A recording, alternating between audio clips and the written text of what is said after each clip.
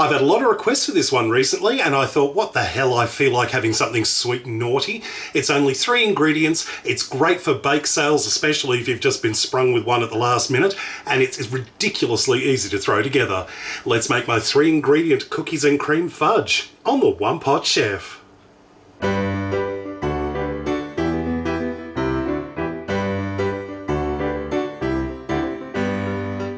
First things first, we're starting with our baking tin. I've got a 20 centimetre or 8-inch square cake pan, which I have lightly greased with a bit of spray-on oil, and then I've just lined it with some non-stick baking paper.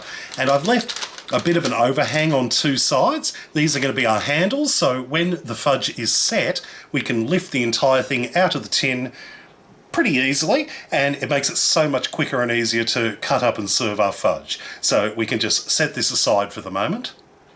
Next, I've got some chocolate sandwich cookies. I've got 12 of them here. Now, I'm just using the old-fashioned Oreos, but you can use any sandwich cookie you like. Now, what we need to do is we need to get a bit of a mixture here. We're going to get a bit of a mixed rubble. So we're going to get some bits that are crumbs and some bits which are slightly larger, nubbly, crumbly bits. Now, the best way to do that is the old-fashioned way. It gets the aggression out. So I pop them into a Ziploc bag, and I've let all the air out, so all that's left to do is smack it. Smack it like it owes you money. Yeah, get it. Where's my money? Where's my money? So what I've done there is roughly broken it up into chunks. So we've got some bits that are crumbs, some bits that are larger chunks. That's perfect. We can set that aside. The fudge itself is ridiculously simple to make. First things first, into a microwave safe dish. I've got 500 grams of white chocolate. I'm using these little buttons today because they melt nice and easily, but you don't have to use the buttons if you don't have them. You could use blocks of chocolate and just roughly chop them up into their little pieces, because smaller pieces will melt better than big chunks. And to that, I'm going to add a 400 gram can of sweetened condensed milk. We're just going to carefully mix that together just to get it all coated there. And all that's left to do is to pop this into the microwave. We're going to be microwaving this for about 2 to 3 minutes, stopping every 15 to 20 seconds to give it a good stir with a metal spoon, just to make sure the chocolate doesn't burn, make sure it starts melting together nice and smoothly. So about 2 to 2.5 minutes, stopping every 15 to 20 seconds to stir.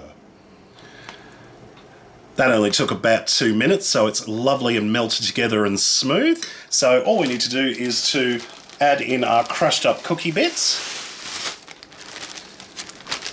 and just carefully stir those through. Perfect. Yum. Transfer the mixture into our prepared baking pan.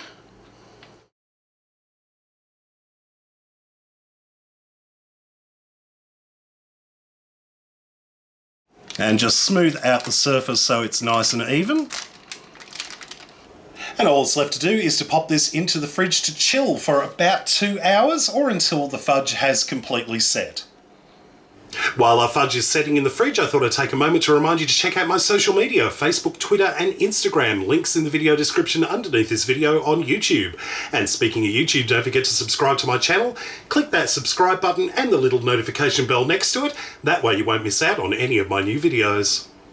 Well, it's been a couple of hours and you can see our fudge has set nicely. So we're going to take our 2 handles at the side and we're just going to gently lift the fudge out and just carefully peel back the paper. Then all we need to do is slice it up.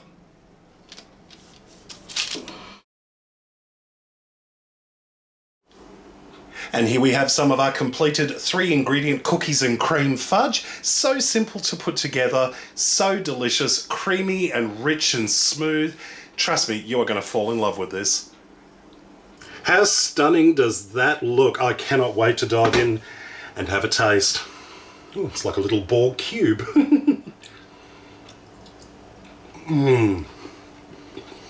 Oh my. So yummy. The thing that hits you immediately is you're expecting this to be really sickly sweet because you've got white chocolate, which is traditionally very sweet, and of course the sweetened condensed milk, which is insanely sweet. But strangely, it's not as sweet as you would expect, and it basically comes down to the cookies, because the cookies, in comparison, don't have as much sugar as, say, the white chocolate or the condensed milk, but it sort of tempers out the sweetness. And what you end up with is something that's smooth, but it's got little nubbly bits in it, and it's absolutely gorgeous. Well, I hope you enjoyed this recipe. Check out my other videos at onepotchefshow.com. And until next time, see you later. All's left to do is smack it. Smack it like it owes you money. Yeah, get it. Where's my money? Where's my money? You ain't pretty no more, cookie boys.